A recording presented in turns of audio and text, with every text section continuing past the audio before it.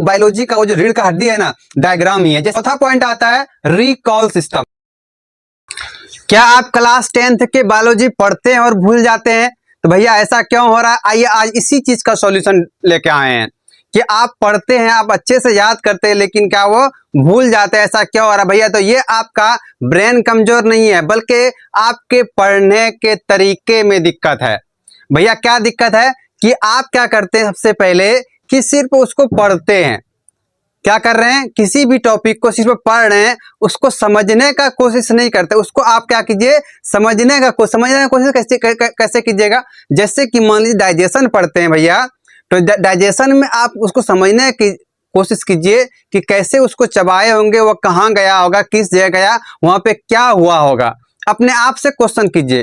जैसे फोटोसिंथेसिस है कि फोटोसिंथेसिस में क्या हुआ, किस चीज का आवश्यकता हुआ, क्या क्या चीज चाहिए, तब क्या होगा, आपको वो क्वेश्चन बहुत दिन तक याद रहेगा भैया। जैसे कि ये फिर उसको सीरीज में याद रखिए।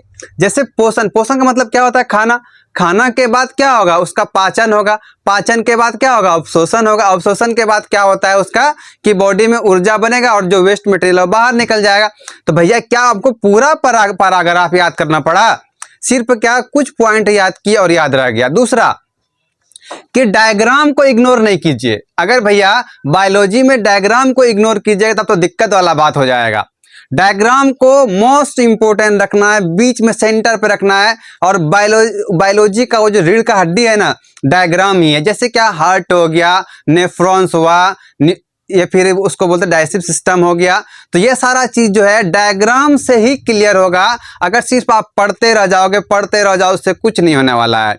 तो मेन फोकस क्या होना चाहिए कि डायग्राम को पकड़ के रखना है। जैसे कि एक डायग्राम एक पेज में बनाए, उसमें लेबलिंग की, और लेबलिंग से हमको पता चलना चाहिए कि यहाँ पे ये है, यहाँ पे ये है, याद रहना चाहिए। और उसी के हिसाब से उसको हम पढ़ेंगे कि पहले माउथ आया, फिर एसोफेगस आया, फिर स्टोमक आया, फिर स्मॉल इंटेस्टाइन, फिर लार्ज इंटेस्टाइन, तब एनस आया।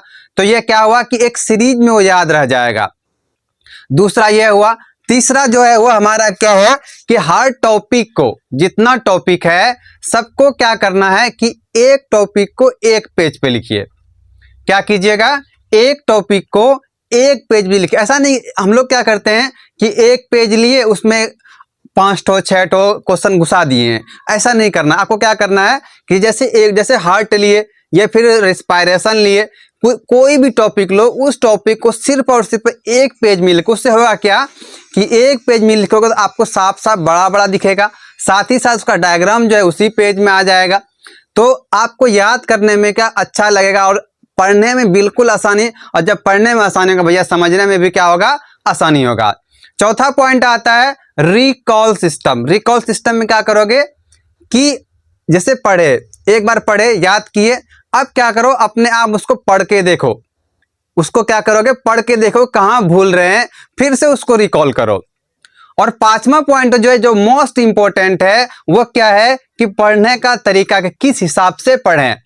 तो भैया पांचवा पॉइंट मोस्ट इंपॉर्टेंट क्यों है? क्योंकि इसमें हम बताएंगे कि कैसे, किस हिसाब से, किस दिन पढ़ोगे, कितना दिन बाद पढ़ोगे। जैसे कि आज हम कोई टॉपिक पढ़े, मान लो डाइजेस्टिव सिस्टम पढ़ लिए। जैसे ही डाइजेस्टिव सिस्टम पढ़े आज, तो क्या करें, कल भी पढ़ेंगे। और जैसे 2 दिन लगातार पढ़े, फिर एक दिन गैप करके तीसरे दिन पढ़ेंगे। फिर क्या करेंगे, 7वें दिन पढ़ेंगे।